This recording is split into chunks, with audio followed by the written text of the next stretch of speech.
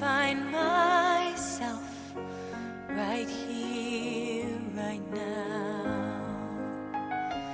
Who am I to try to save these lives some way, somehow? Can it be that you chose me, a girl who no one knew?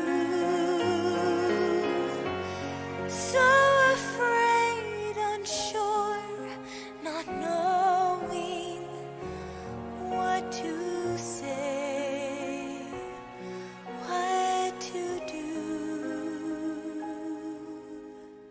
For such a time as this,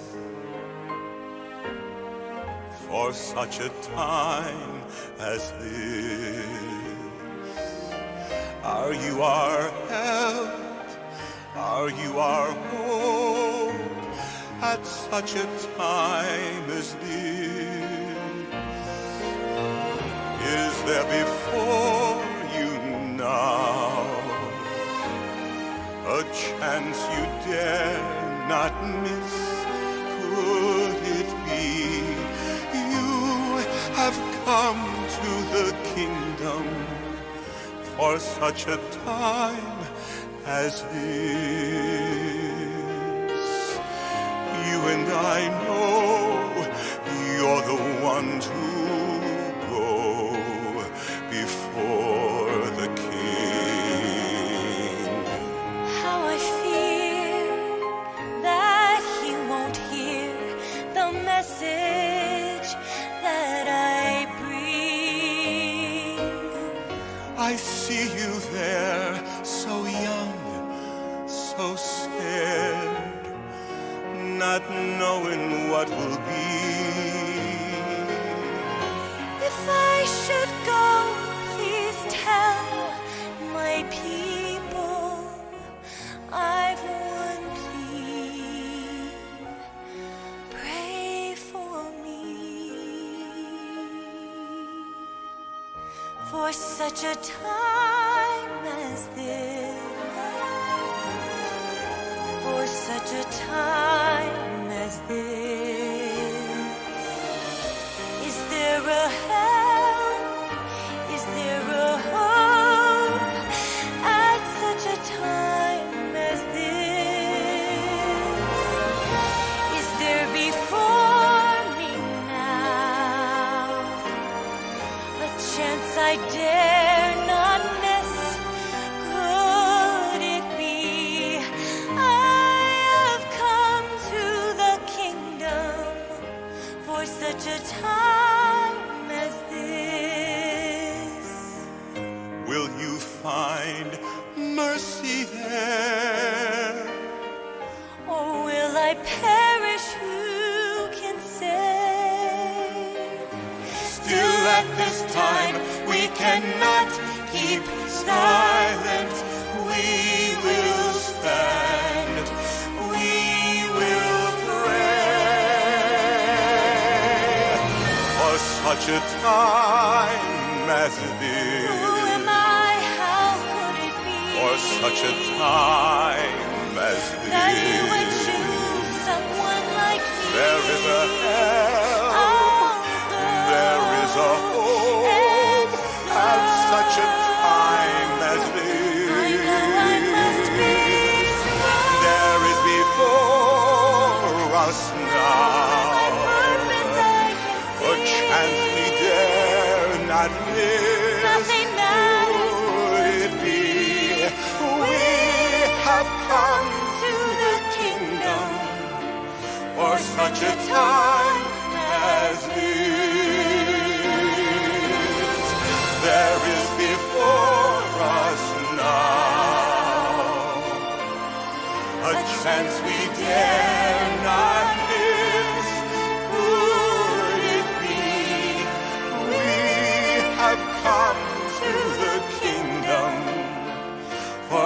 such a time as this. We have come to the kingdom for such a time as this.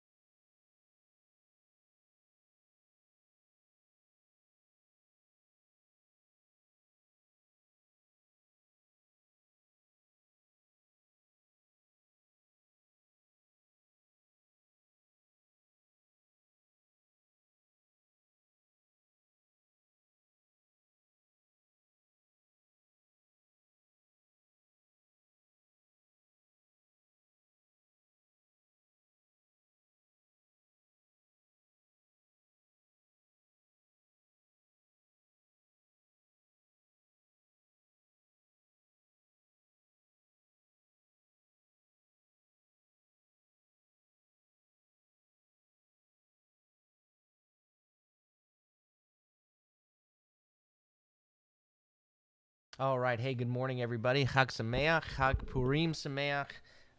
Purim begins this evening, but of course, this is when we celebrate we celebrate God's faithfulness to deliver us, to deliver his people time and again in the face of the desire of the enemy to destroy God's people, to destroy his purposes, but it's not going to happen. And so the Lord shows himself faithful. And so on this holiday every year in Purim, it's when we read the whole Megillah, we read the book of Esther. And so this morning, we're going to read portions of the book of Esther. I want to encourage you on your own to read the entire 10 chapters today. But last year we did the whole Megillah. It took us close to an hour. So we're not going to do that today. But let me say good morning to everybody. All right. Hey, good morning to Jerry and Janet, and good morning to Jessica and to Jeannie, and good morning to Joshua and to Kelly Kenfield and to Kelly and Melody Woods. And good evening to Dayspring in Scotland. Hope you're doing well, Dayspring. And hello, good morning to Ron and Amy, to Kathleen. And good morning to Eileen. Hope you're doing well, Eileen. And let's see. And good morning to Pastor and Sister Martinez and to Barbara Callahan, and to Misty and to my sister Maria. I love you, sis. Hope you're doing well. Good morning to Sonia and Margarita and to Sonia Takach, and to Elizabeth and Jesse. I was originally planning on, I was kind of debating whether I go through Purim today or tomorrow. So I originally was going to be tomorrow because, of course, Purim starts on the evening of, or all of the holidays begin at sundown, from the evening in the morning.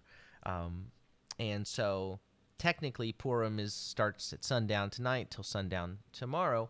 But the other thing for me was I thought it would be nice to go through it in advance. Then you with your own family can enjoy that this evening and celebrate that and read the whole Megillah together and kind of even talk about the things that we're looking at today. And then, of course, on another pragmatic level for me, this next chapter of Isaiah chapter 41, I didn't want to do the first 7 to 10 verses and then hit the pause button and have a day between. I'd rather just continue, like we'll hit Isaiah 41 tomorrow and just continue right through. So we're going to be looking at Purim today. I'll catch everybody that I may have missed. I'll catch you on the flip side of Daily Manna today. And so we're going to be looking again at portions of the story of the book of Esther. I've entitled today's Daily Manna, it's not just a roll of the dice. It's not just a roll of the dice, because the word pur has to do with lots, casting lots or casting dice. So Purim or dice.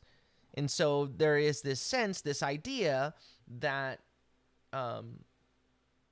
is it all just a is this all just a game? Is this all just a it's just a matter of chance. It's a roll of the dice whether how it all goes.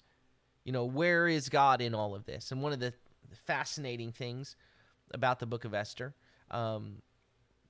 the book of Esther, by the way, is one of two books that it's not technically written in Hebrew, or not written in Hebrew, although it looks Hebrew. It's written in Aramaic.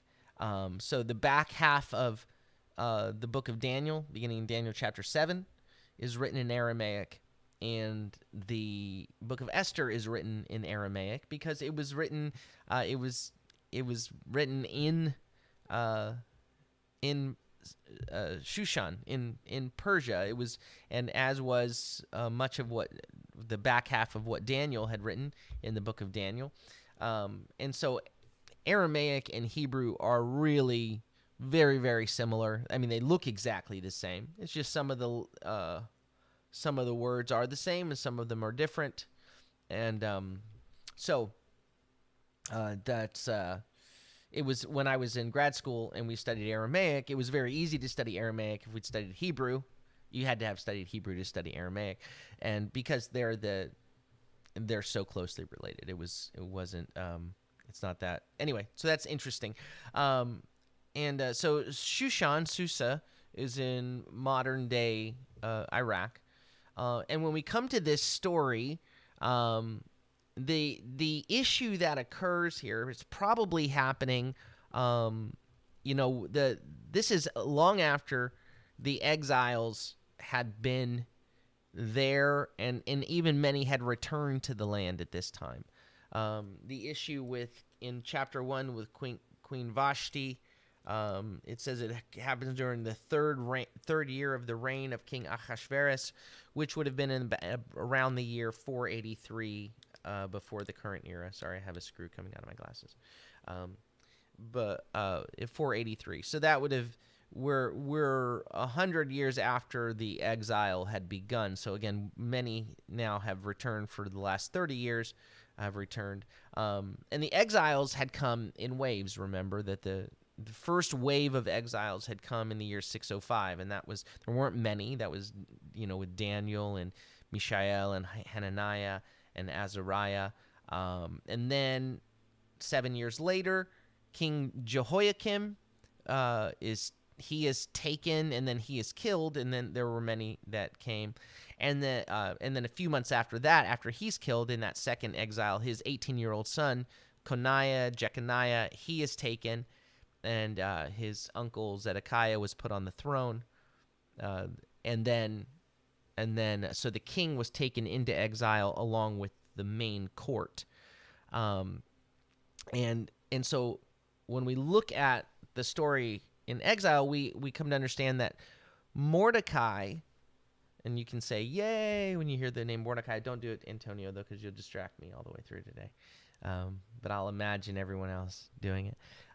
Mordecai, his grandfather, who was Kish, had been taken into exile in the second wave. And so then it was in the year 586 that Judah was on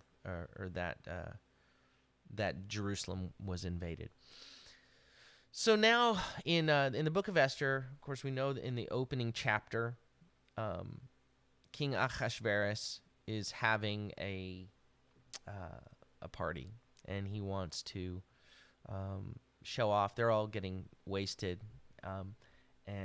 so he wants Vashti to come and kind of parade in front of everyone, and his queen Vashti says, "No, I'm not going to do that," and he's furious.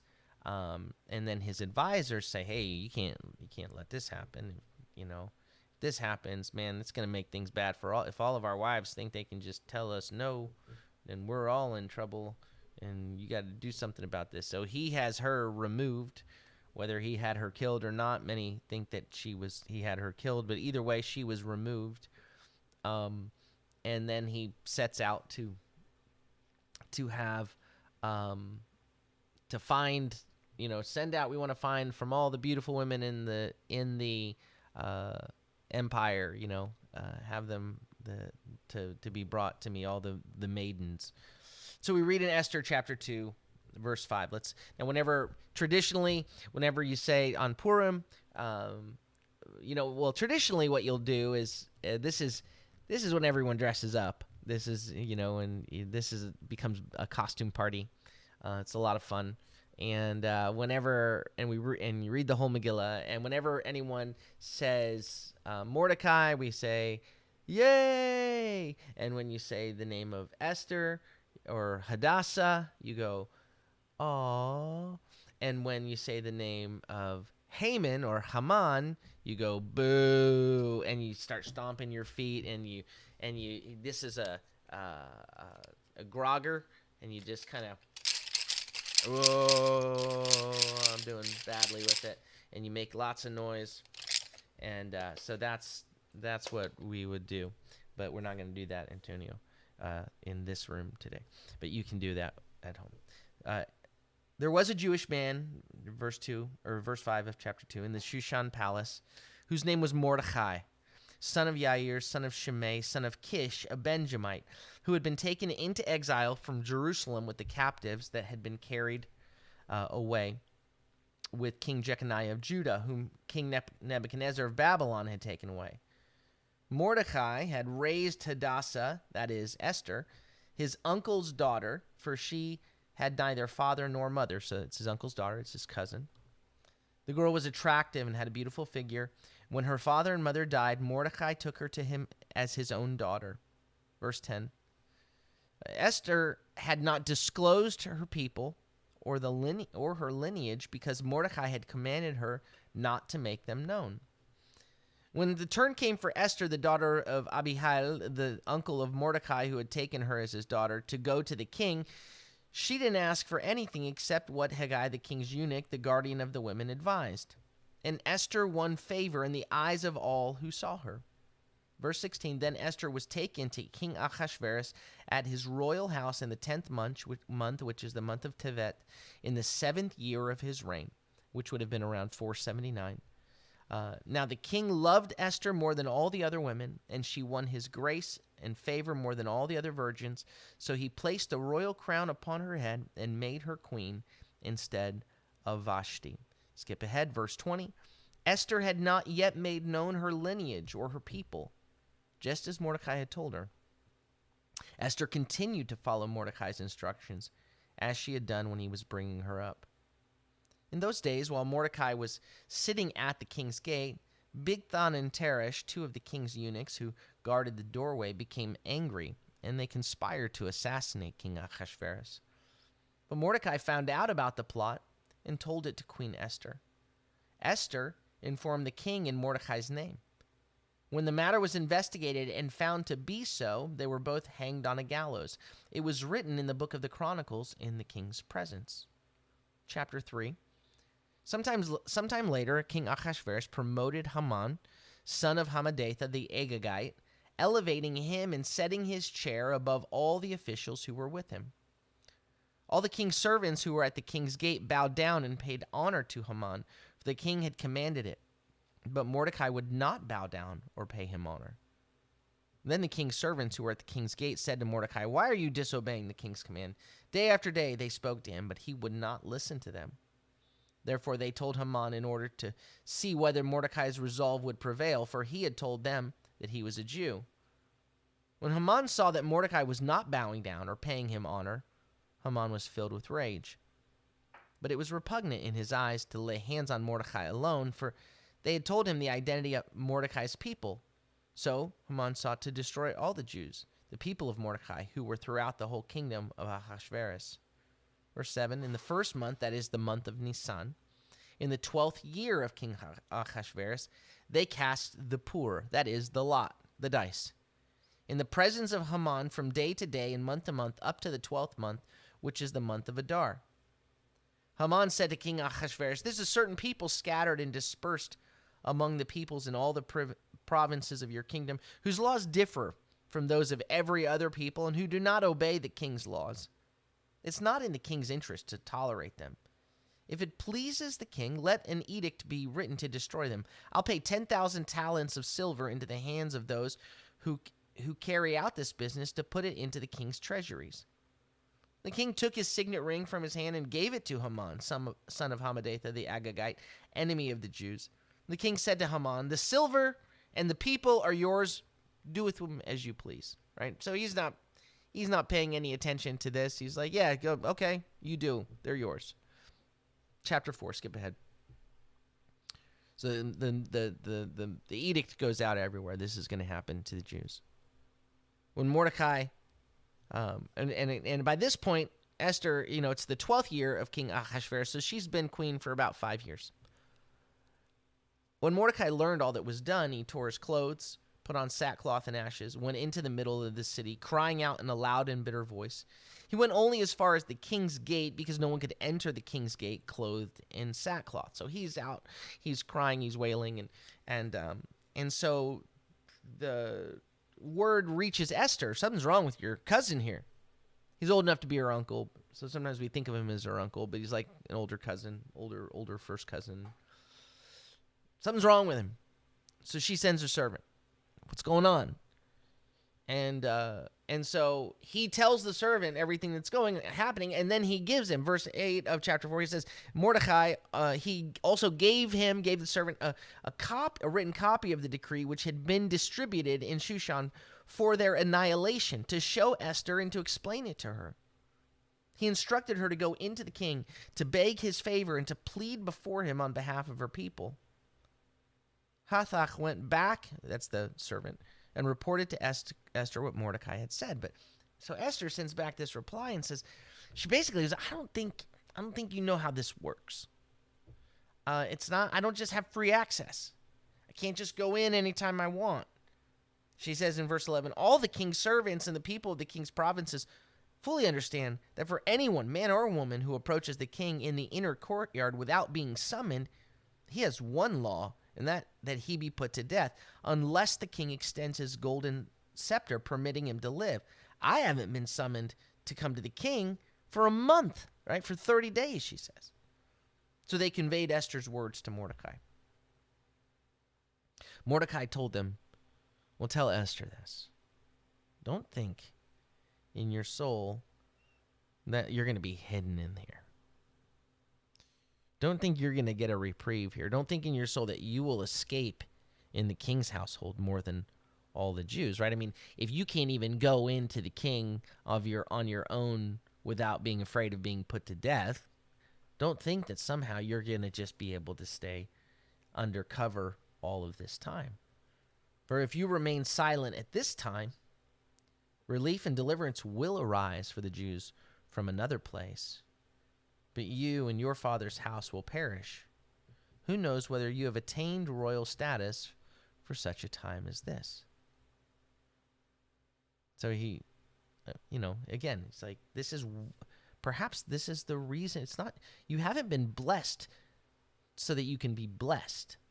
You haven't been blessed for yourself. Don't think that you can hide out, and now that you have been placed there, or you've been given this favor, that you can just hoard it for yourself and for selfish purposes. Perhaps the very reason that you have been given such favor, the Lord has allowed you to be here, is precisely for this moment, for such a time as this. And so Esther sent this reply to Mordecai, go, gather together all the Jews who are in Shushan and fast for me. Do not eat or drink for 3 days, night or day. My maids and I will fast in the same way. Afterwards, I will go into the king, even though it's not according to the law. So, if I perish, I perish. So Mordecai left and did all that Esther commanded him. So they're fasting for 3 days.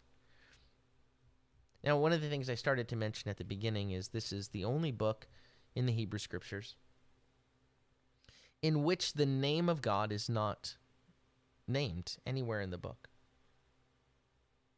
Right? So there's this idea that here you're in a land, you're in a place that's not called by his name. All of the gods of the nations are territorial, so to speak. But we understand that the God of Israel is the king of the universe, that the whole earth is his, the whole world is his. He's not limited to a little parcel of land that we call Israel, right? It's all his. So, but what can happen is here you are in Shushan, here you are in a foreign land, surrounded by the gods of the nations, and now you're facing annihilation. And throughout the entirety of this event, the name of God isn't listed, isn't mentioned, isn't named. So the question would be, well, where is he? Is he there? Because it can feel like he's not here. Or it can feel like, wait, I thought you were Lord of everything, and is it just a roll of the dice? Is our whole fate in the hands of these guys who are playing games with how to deal with us? Where are you, Lord? But we see that he's at work behind the whole thing, in which Mordecai alludes to by saying, this is precisely why you've been placed in this position. For now. And so what we begin to see happen are coincidences, happenstance. It just so happens that, right, chapter 5, verse 2. So it's the third day, and she's in her royal garments, and she's in the courtyard of the king. And so on the last day of the fasting, everyone's fasting for 3 days. She's like, fast for me, pray. And so on the third day, she's in the courtyard. And it just so happens that, verse 2, when the king saw Queen Esther standing in the courtyard, she found favor in his eyes. So the king held out to Esther the golden scepter in his hand, and Esther approached, and she touched the top of the scepter. Then the king said to her, what is it, Queen Esther? Whatever you request, even as much as half of the kingdom, it will be given to you. So Esther says, if it pleases the king, let the king and Haman come this day to a banquet that I have prepared for him. So they had the banquet, right? So he's like, okay, I offered you half the kingdom. You say you want a banquet? I'm going to give you a banquet. Or I'll go to your banquet. So they had the banquet, and at the banquet, the king and Haman are enjoying themselves, and then he says again, hey, okay, what can I do for you? Up to half the kingdom. And she says, you know what? Can I throw another banquet for you and Haman, for him to come and tomorrow, and then I'll give you my request. Yeah, that's fine. So Haman leaves that day, and he's thrilled. He's in a great mood. He's excited. He's gotten to be part of this, and now he's been specifically asked to be at the next one tomorrow. And he's in a really good mood. But when he's leaving the party, he walks, and there's Mordecai, and it just galls at him that Mordecai will not bow to him or honor him. And Mordecai's there in sackcloth and ashes, and still in this place. And even so, Mordecai, Haman goes home, and he's got his friends, and he's his wife, and he's just bragging about all of these things, how the king has promoted him, exalted him above everybody else. And that's not all. Even Esther invited me to come to the king's banquet, the banquet that she prepared. And she wants me to come tomorrow. And he's like, but the only thing is, all of that, and yet this stinking Mordecai, this Jew, won't do what I can't enjoy it because he's always there, reminding me, that I'm not king, reminding me that I'm just his presence galls at him. So Haman's wife and all his friends suggest to him, you know what? Build a gallows like 50 cubits high so everyone can see, And so in the morning, ask the king to have him hanged on it. He said, yeah. So he orders the gallows to be built. It's not a difficult thing. It's going to be put up pretty quickly. So it just so happens, chapter 6, verse 1, it just so happens that that night the king couldn't sleep. Sleep deserted the king. So he ordered the book of the Chronicles, the record of his reign, to be brought in and read before the king. He's like, I can't sleep. Someone come read me a history book. You know, I need somebody to just the drone of it to put me to sleep, perhaps. But it was found recorded there that Mordecai had revealed that Bigthana and Teresh, the two of the king's eunuchs who guarded the door, had conspired to kill the king. And he was like, yeah, that's right. What's been done for him? Has anything been done for him? The servant said, nothing that I know of. So he says, well, who's in the courtyard? And it just so happens that Haman is in the courtyard. Now, we know why Haman is in the courtyard, right? Why is he in the courtyard? He's in the courtyard because to this day he's going to say, hey, I'm building a gallows. I'd really like to hang Mordecai on it. That's why he's there. The king sees who's in the courtyard. Which of my advisors or courtiers are in the courtyard? And he said, hey, Haman is there. So bring in Haman. So they bring in Haman. And he says, so listen, what should be done? There's somebody that I want to honor. And the language used in Aramaic is it's someone that's precious to me, valuable to me. Someone that's really valuable to me. It's a rare, it's a precious thing. How do I express that? What's the best way for me to do that? Haman says, he goes, well, good grief, he must be tired. This must be kind of a subtle way for him to ask me what I'd like him to do for me. He's gonna sneak it in on me, because who could he want to honor more than me, he thinks. So he says, well, what I would do is, what I think you should do is, put him in the royal robes and bring in one of the horses that the king himself has ridden on with the crest on his head, and parade him around the city in just full royal garb with this full affirmation by the king. This is what's done for the man that is precious or valuable to the king. King says, I like that. That's perfect. Here's what I'd like you to do. The person I want this done for is Mordecai. So I'd like you to do that for him. Gulp. He's freaked out. And so he goes home. He does it. And then he goes home and explains what happens, or what's happened. And now Zeresh and his wife Zeresh and all the advisors, the ones who had told him to build the gallows, they're like, yeah, that's not good. If Mordecai is being raised like this, it says here in verse 13 of chapter 6, since Mordecai, before whom you have begun your downfall, is of Jewish descent, you're not going to be able to stand against him. In fact, you'll certainly fall before him. And while they're talking to him, while they were talking with him, the king's eunuchs come and hurried Haman along to the banquet Esther had prepared. So now they're at the second dinner. And again, the king says, all right, I'm really enjoying this. This has been great. So please, whatever you request up to half of the kingdom, it will be given to you. And we read in Esther 7, verse 3, so Queen Esther answered, if I found favor in the eyes of the king, and if it pleases the king, grant my life. That's my petition. And spare the life of my people. This is my request.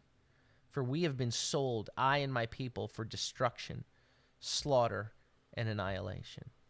King says, what? Who would dare? Who requested this? Who did this? She says, the wicked Haman.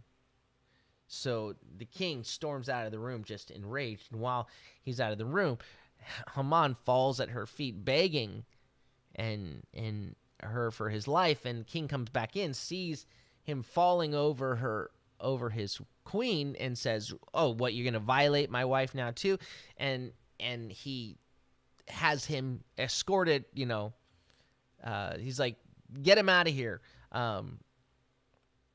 Says, will he also, chapter 7, verse 8, will he also assault the queen while she's with me in the palace? As soon as these words came out of the king's mouth, they covered Haman's face. So they put a thing over his face. Harbana, one of the eunuchs attending the king, said, look, there's a gallows 50 cubits high standing next to Haman's house. Haman made it himself for Mordecai, who spoke good on behalf of the king. And the king said, hang him on it. That same day, chapter 8, verse 1, King Ahasuerus gave Queen Esther the estate of Haman, the enemy of the Jews. Then Mordecai came into the presence of the king, for Esther had revealed how he was related to her. The king took off his signet ring, which he had taken from Haman, and gave it to Mordecai. Esther then appointed Mordecai over Haman's estate. And then finally, just skip way ahead to Esther 9.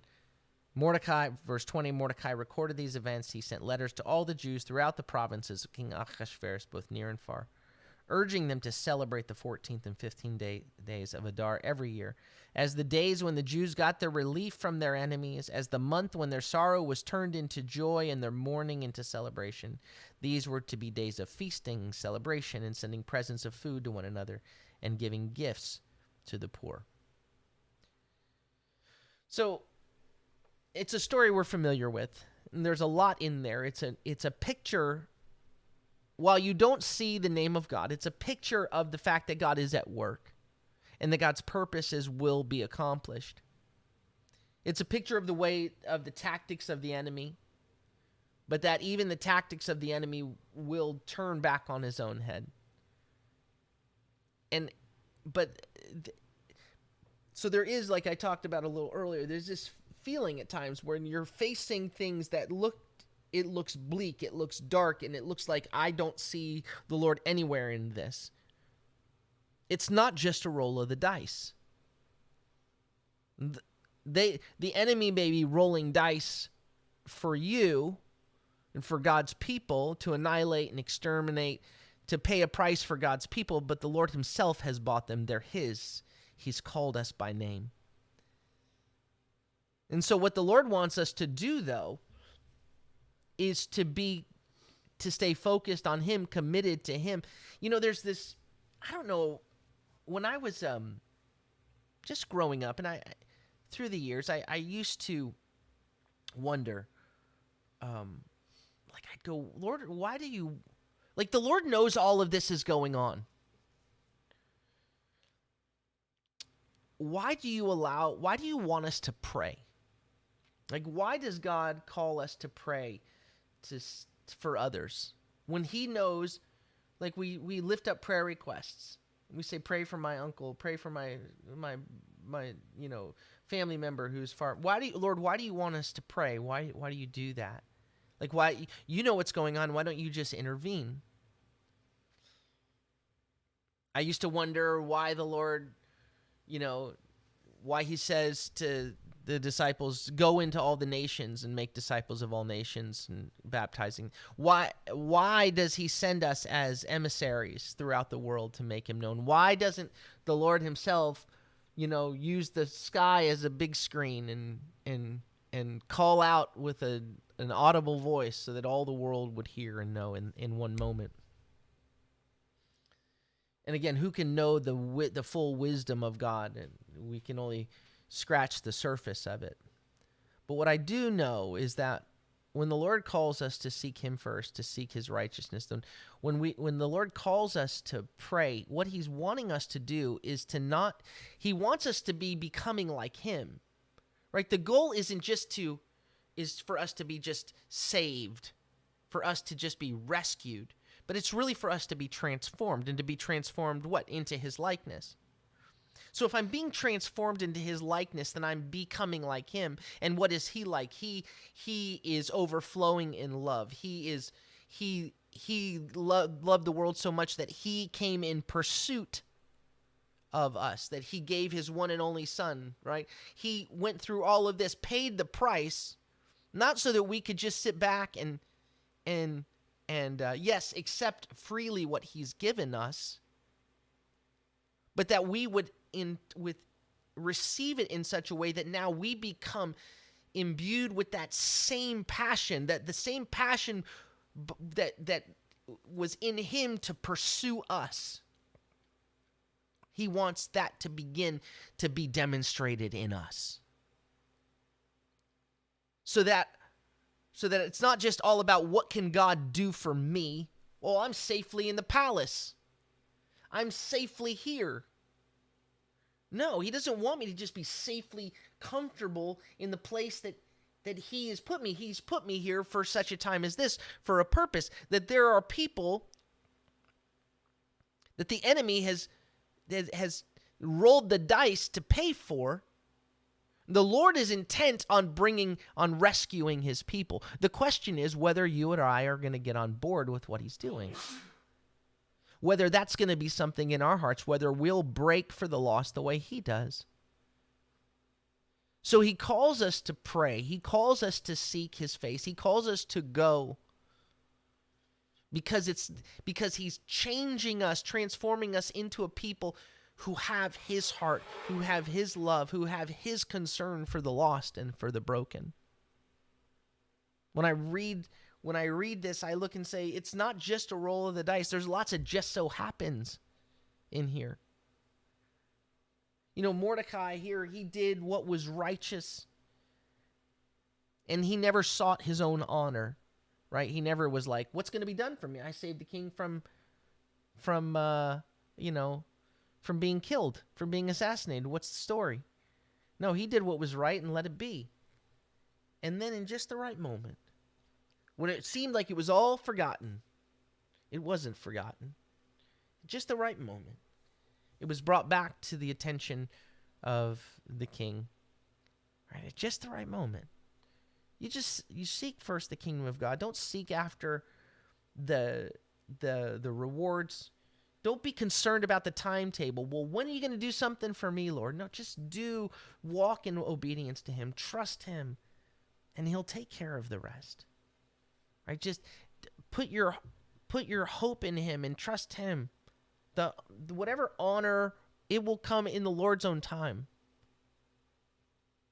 And so, though the Lord doesn't want us to seek our own thing, but to trust in him, to look to him, to depend. If you remain, again, in Esther 4:14, if you remain silent at this time, relief and deliverance for the Jews will arise from another place, but you and your father's family will perish. And who knows, but you've come to this place for such a time as this, to this position, royal position for such a time as this. All right, God has placed you in this royal position, sons and daughters of the King.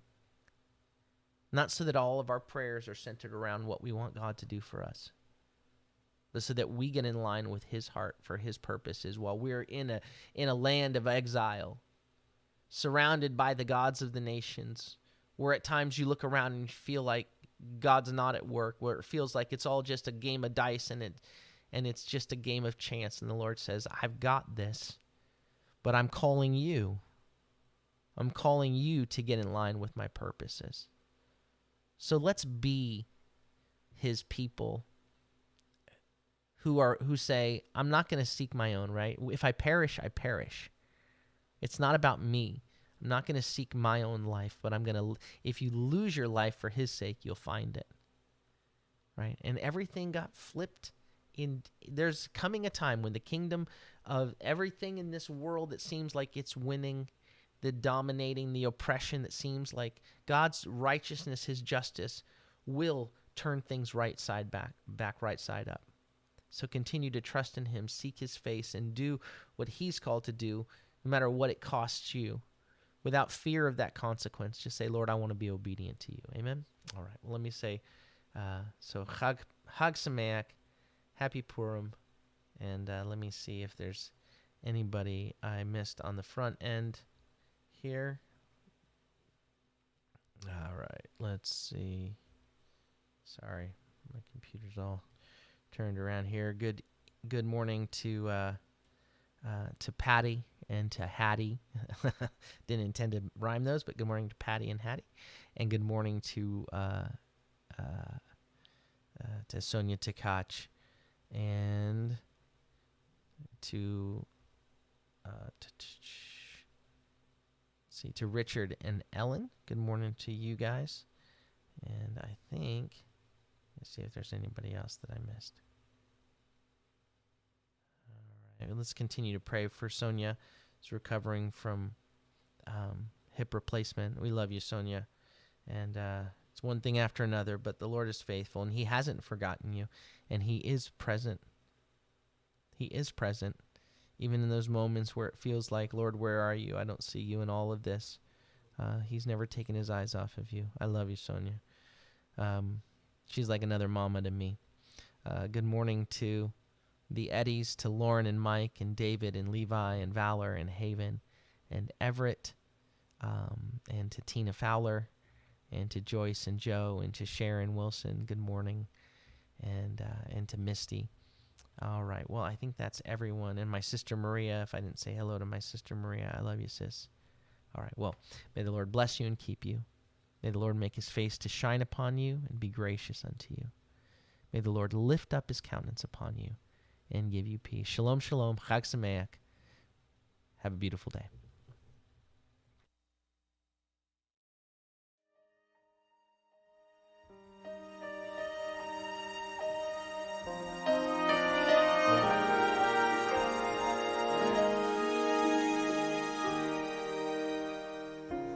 Who am I that I should find myself right here, right now? Who am I to try to save these lives some way, somehow? Can it be that you chose me, a girl who no one knew? So afraid, unsure, not knowing what to say, what to do. For such a time as this, for such a time as this, are you our help? Are you our hope at such a time as this? Is there before you now a chance you dare not miss? Could it be you have come to the kingdom for such a time as this? You and I know you're the one to go before the King. How I fear that he won't hear the message that I bring. I see you there, so young, so scared, not knowing what will be. If I should go, please tell my people I've one plea. Pray for me. For such a time as this, for such a time as this, is there a help? Is there a hope at such a time as this? Is there before me now a chance I dare not miss? Could it be I have come to the kingdom for such a time as this? Will you find mercy there? Or will I perish? Who can say? Still at this time we cannot keep silent. We will stand, we will pray for such a time as Who this. am I? How could it be For such a time as that you would this. choose someone like me? There is a help, Although there is a hope, at such a time as this. I know I must be strong. There is before us now Purpose I can a chance we dare not miss. Nothing matters. Could it be we have come to the kingdom for such a time as this? There is before us now a chance we dare not miss. Could it be we have come to the kingdom for such a time as this? We have come to the kingdom for such a time